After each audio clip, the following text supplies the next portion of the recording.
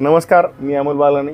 पैशाची कार्यशाळा या आपल्या यूट्यूब चॅनलवरती आज बीड जिल्ह्यामध्ये 13 मे लोकसभेचं इलेक्शन चालू आहे. लोक सध्या मतदानाला गेलेले आहेत. मतदान केंद्रावर अतिशय उत्स्फूर्त प्रतिसाद आहे. तर ओव्हरऑल आपल्या बीड जिल्ह्यामध्ये काय वातावरण आहे यासाठी आपण आपल्यासोबत आहेत ॲडव्होकेट श्री राहुल खुने आणि ते सुप्रसिद्ध व्याख्याते आहेत. त्यांना आपण जाणून घेऊया का बीड जिल्ह्याचा काय आहे, इलेक्शनचा मतदानाचा कौल कोणाला राहील. सध्याची मागच्या काही दिवसाची परिस्थिती पाहता आणि मराठा आरक्षणासंदर्भात जी जरांगे पाटलांची भूमिका घेतली त्याचा परिणाम ह्या निवडणुकीवर खऱ्या अर्थाने होणार आहे असं दिसून येते. जरी सगळ्या विधानसभा मतदारसंघातील सगळे आमदार जरी आज पंकजताईच्या पाठीशी असतील तर खऱ्या अर्थाने समाज पाठीमागं नाही हे स्पष्ट या ठिकाणी दिसत आहे. आणि त्याच्यामुळे त्या भूमिकेचा परिणाम या लोकसभा इलेक्शनवरती नक्कीच होणार आहे. निश्चित मराठा आरक्षणाचा मुद्दा एवढा परिणाम दिसेल का लोकसभेवरती? नक्कीच दिसणार. कारण मागच्या काही काळामध्ये जी ओबीसी नेत्यांची आणि बीड जिल्ह्यातील ओबीसी नेत्यांची जी भूमिका आहे ती मराठा आरक्षणाविरोधी राहिलेली आहे आणि त्याच्यामुळे ह्याचा नक्कीच परिणाम या लोकसभा निवडणुकीत होणार आहे हे स्पष्ट दिसून येईल. जे 100% वातावरण बदलण्याची चिन्ह दिसायला लागली. 100%. कारण की विधानसभा मतदार जे नेतृत्व करणार आहे तालुक्यातलं, प्रत्येक तालुक्यातलं, माजलगाव असेल, गेवराई असेल, आष्टी असेल, ह्या ज्या विधानसभा मतदारसंघातील नेतृत्व जे आहे त्याच त्यांच्या पाठीशी आहे, परंतु खऱ्या अर्थानं समाज पाठीशी कुठं दिसत नाही. त्याच्यामुळे नक्कीच ह्याचा मतदारावर आणि मतदानावर नक्कीच या ठिकाणी परिणाम होणार आहे. मतदान 100% होईल. लोक मतदानासाठी उत्साही आहेत, परंतु उत्साही आहेत, परंतु 100% मतदान होणार नाही. 60% मतदान होईल अशी अपेक्षा आहे.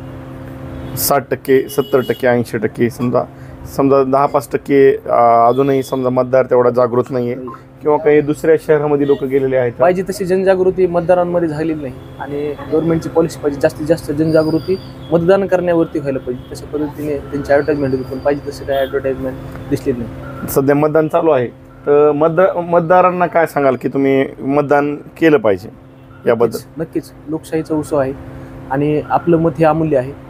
डॉक्टर बाबासाहेब आंबेडकरांनी ज्यावेळेस घटना लिहिली त्यावेळेस हे मतदानाचा अधिकार या ठिकाणी आपल्याला दिला आणि जो राजा हा एखाद्या पिढीच्या तर राजाची परंपरा होती तसं न करता आपल्या मताच्या माध्यमातून या ठिकाणी राजा आपण निर्माण करतो. नक्कीच हे आपला अधिकार आपण बजावला पाहिजे. राजा कुणाच्या पोटी पैदा होत नाही, तर आता तो मतदानाच्या पिढीतून पैदा होतो. निश्चित आहे. तर आपण मतदारांना काय आवाहन कराल किंवा मतदान तुम्ही 100% करा याबद्दल काय? मतदारांनी 100% मतदान केलं पाहिजे आणि एक डोळस पद्धतीने मागच्या 10 वर्षाचा जो विकास आहे आणि आज विकासावरती मतदान केलं पाहिजे. आणि जर मतदाराला विकास कुठेतरी दिसत असेल, महागाई कुठेतरी कमी झालेली दिसत असेल तरच त्या पद्धतीने त्या दृष्टिकोनातून विचार करून या ठिकाणी मतदान केलं पाहिजे. मतदान मोदी सरकार त्यांच्या योजना राबवण्यामध्ये अपयशी ठरले. नक्कीच आज त्यांच्या विकासावरती कुठलाही अजेंडा नाही. मागच्या मोदी साहेबांचे जे मागच्या 2019 मधलं इलेक्शन असेल, 2014 मधले असेल, ह्यांच्या भाषणाचा आणि विकासाचा जो अजेंडा होता त्याच्यावरती पूर्ण ह्यांचं भाष्य असायचं. परंतु आज आपण जर बघितलं आपल्या अंबाजोगाई इथं मोदी साहेबांची सभा झाली तर त्या ठिकाणी आरक्षण असेल ह्या मुद्द्यावरती त्यांनी हे केलं, पण विकासावरती कुठं भाष्य केलेलं या ठिकाणी कुठलेही भाषण, एखादा प्रोजेक्ट म्हणा, अशा कुठल्याही पद्धतीचे त्यांचं भाष्य नाही आहे. म्हणजे पूर्ण त्यांच्या जे पूर्वीचे मोदी आणि आजचे मोदी याच्यामध्ये पूर्ण तफावत दिसत.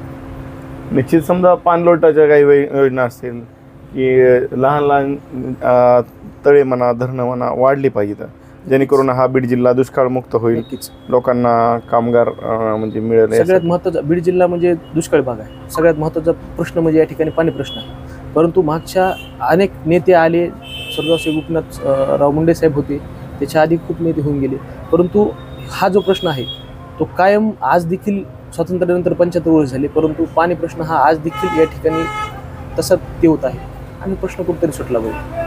ह्या पंचवार्षिकला निदान आपल्याला रेल्वेमध्ये बसता येईल, इथून आपण जाऊ शकतो?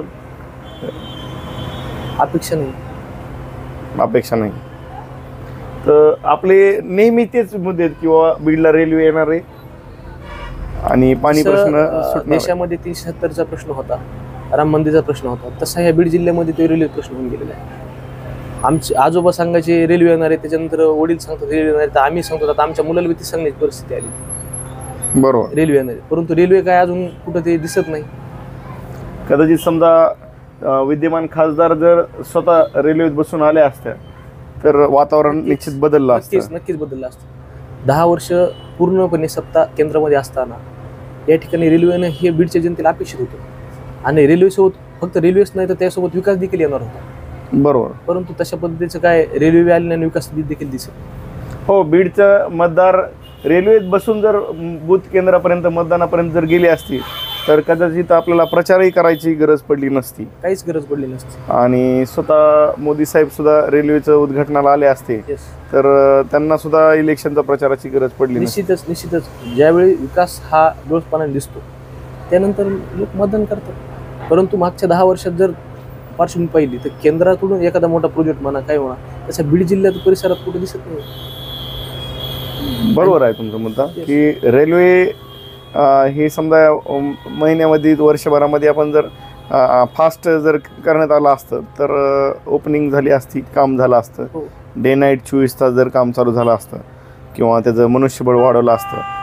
हा मुळात प्रश्न हा मागच्या 1-2 वर्षातला आणि इतका फास्ट जलद गतीने करण्याचा मागच्या अनेक दशकांपासून हा प्रश्न प्रलंबित आहे आणि हेच फक्त प्रत्येक इलेक्शनला त्याचं भांडवल केलं जात आहे. रेल्वे बसून येणार आहे, रेल्वे येणार आहे, परंतु तसं पद्धतीचं काय रेल्वे काही येत नाही. गेली मला वाटतं एक 4 टर्मपासून मुंडे परिवाराकडं सत्ता आहे तरी बीडला रेल्वे आली नाही.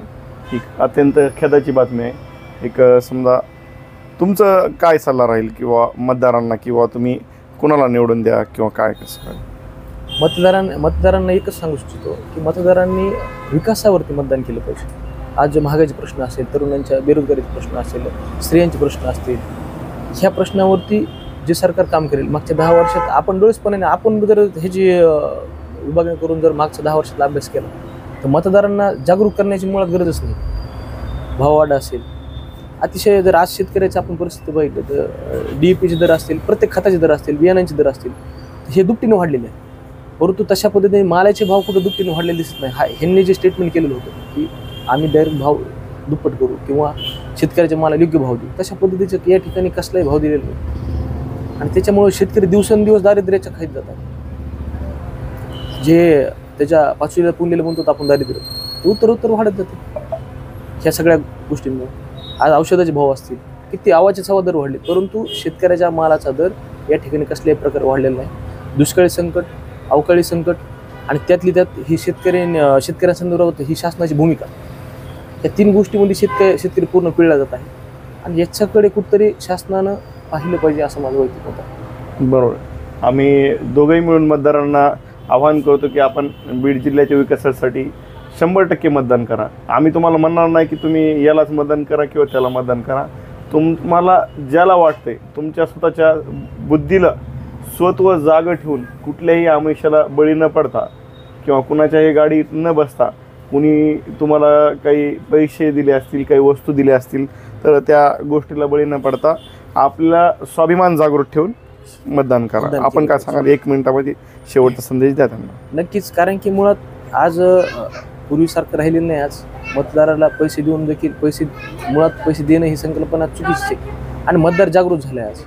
त्याच्यामुळं पैसे दिले काय आणि काही पण मॅनेजमेंट झालं काय, मतदार ज्याला मतदान करायचं त्यालाच मतदान. धन्यवाद. हे होते राहुल खुने आणि आपल्याला लोकशाहीच्या या उत्सवाच्या हार्दिक शुभेच्छा. धन्यवाद.